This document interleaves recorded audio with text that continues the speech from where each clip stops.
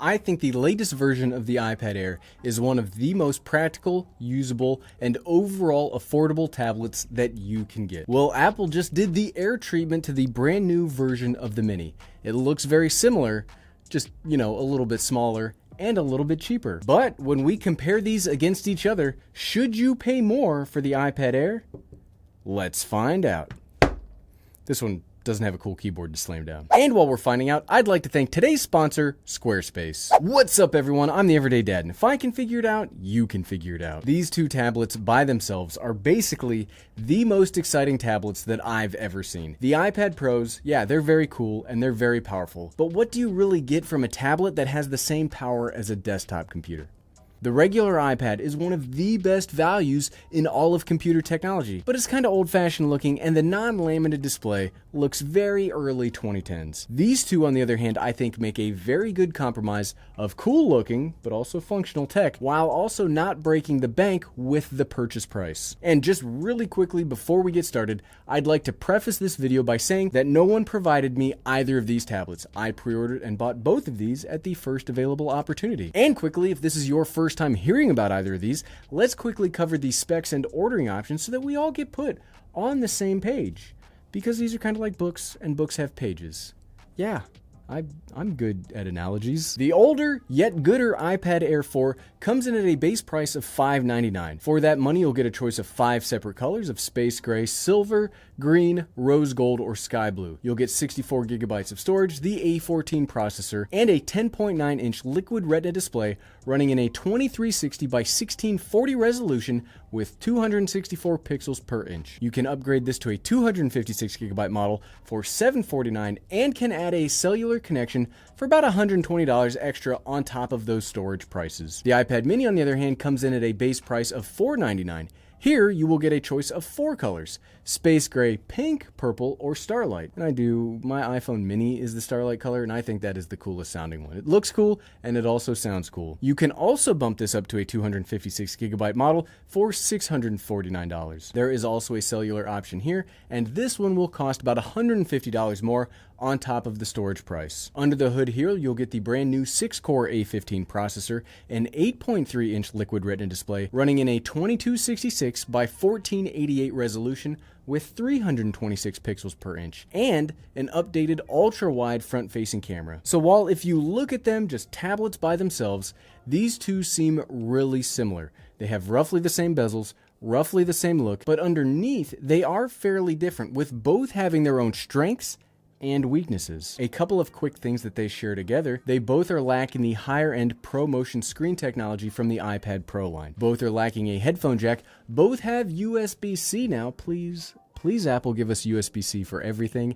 And both have a very cool Touch ID sensor built into the lock button on top of the tablet. Though, in my short time with it, I have found the Mini to have a slightly faster and snappier time of unlocking with its Touch ID sensor. Yes, there are absolutely some more minutia we could get into about the differences. Like I said, the Mini has a higher pixel per inch display than the Air, and yes, the Mini can use 5G via its cellular, while the Air cannot. But I'm not really all that concerned about those differences. They just aren't enough. Those differences by themselves just aren't enough to say, you know what, team?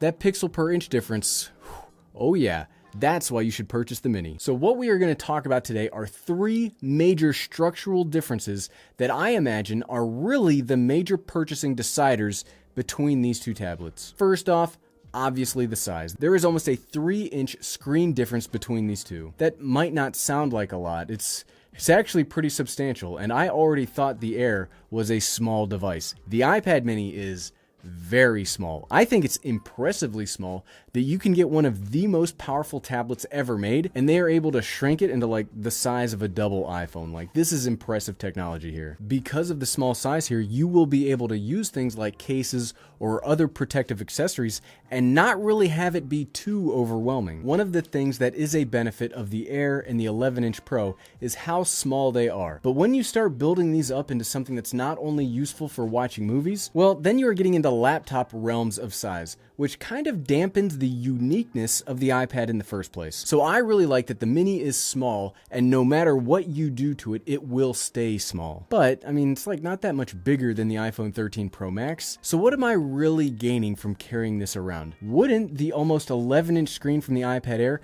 be a functionally better experience? I think there are absolutely some use cases that will benefit more from the larger screen. One, those that want to use their iPad as sort of a computer replacement, or if not a total replacement, as a travel or work machine that lets them have computer-like capabilities even when they're not around their home computers. Having a larger screen when working on them Excel sheets or trying to multitask, yes, that is much more useful. Two, artists or somebody that wants to use this as a drawing/creation tool. I am not one of those folks, but I imagine, and from what I've seen online, they actually want the largest screen that they could possibly get, which frankly might not be either of these two tablets, but because of today's comparison, this is the biggest screen on offer. Personally, I don't think there is a practical difference between an 8.3-inch screen and a 10.9-inch screen. You'll need the same sort of support equipment, and that's a fancy way of saying a backpack, to carry them around anyway. Yes, you could probably fit the Mini into a very large pocket, but realistically, you'll still need a bag or something. So I'd probably continue to lean towards the iPad Air in the size category. Yes, it is bigger, but practically there's no difference. Also, from a functional standpoint, I can't give it to battery life either because both are rated to get 10 hours of life, so not much of a difference there either. Damn, I was hoping to use that as a discriminator, but I guess we'll just have to keep digging. Power-wise, yes, there is a difference between the A15 in the iPad mini and the A14 in the iPad Air. But unless you are specifically looking for benchmarks that will show tiny variation in numbers, or you just like seeing bar charts with bars that are a little bit bigger than other bars, you won't actually be able to see a difference in use. The next one is actually a pretty big deal for me, and that's the front-facing cameras. Gary, really? Really? The front-facing camera is that big of a deal, Gary? Yes, it actually is. Now, you might not think that the front-facing camera on an iPad is an actual purchase-making decision, but yes, on these it really is. The iPad Air 4 has a very standard 7-megapixel wide-angle camera, and it's fine. It's a fine, functional sort of front-facing camera, but it's only okay. The iPad mini has a brand new ultra-wide-angle camera that can work with Apple's new center stage functionality. This is pretty big for me because the way that I envision using the iPad mini is as the ultimate portable video conferencing tool. Having that ultra-wide camera combined with center stage means that I can have this in a bag, drop it onto the middle of the table, and boom, the teams are now collaborating. Yes, you can kind of do the same thing with the Air, but it's not as good. And because the Mini has that much wider field of view, you can use a much smaller table to get the same effect. I really think this new camera technology will take both the Mini and the Generation 9 iPad and turn them into the standards when it comes to working remotely or coordinating with teams across applications. Plus, the front-facing camera on the Mini is really good. And I don't mean good for a front-facing camera. I mean good period. Recording that section of the unboxing video using the iPad mini legitimately had me impressed with the video quality, both while I was editing the video, but then also when I was reviewing the fully processed and uploaded file on my YouTube channel. Because there is a difference. Sometimes when you upload videos to YouTube, they look different than they look on your computer. This camera is for real and is a real purchase decider. Cameras, yes, I would absolutely give it to the Mini. But part of what makes an iPad versatile, and yes, iPads can be super versatile little machines, is the accessories that make them so. And here the iPad Air has a real advantage for one main reason. The iPad Air, much like every other iPad on the market, except the Mini, has the Apple Smart Connector on the back. Here, check this out. See these three little circles?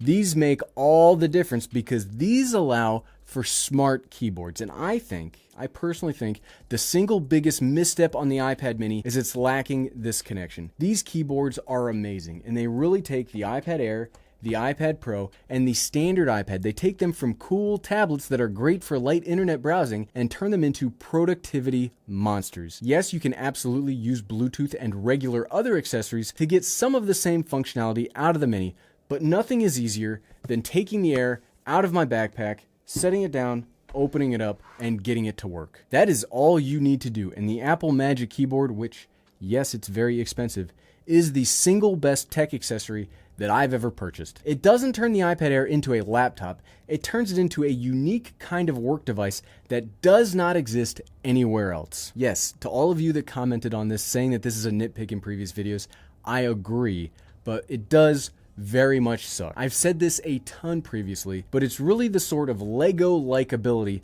to build iPads into whatever you want that's such a big bonus of actually buying one. and limiting that in any way, that's a huge misstep for me. And I'm not saying I need a Magic Keyboard on the Mini. I'm not sure that one would even work here because of the small size, but there are a ton of smart accessory makers out there. I'm sure some of them could have come up with something that could have absolutely wowed me. What I really want here is the hyper convenience of a smart keyboard and the ultra wide angle hyper teleconferencing camera. Yes, I know the M1 iPad Pros can do this, but those cost like the same amount as a laptop. I don't necessarily want to spend all that much money on a tablet to be a quick, functional, versatile member of the team. But at the end of the day, so what, right? Which of these two would I recommend? Oof, team, we're at the tough part of the video because I do think that both of these tablets have good and bad about them. I think the Mini is just fun. It's a cool little tablet that's a blast to use, and I've been smitten with this since the first time I saw it during the Apple keynote. But this video isn't necessarily about what I'll buy, this is about what I would recommend, and I still think that even with its $100 premium,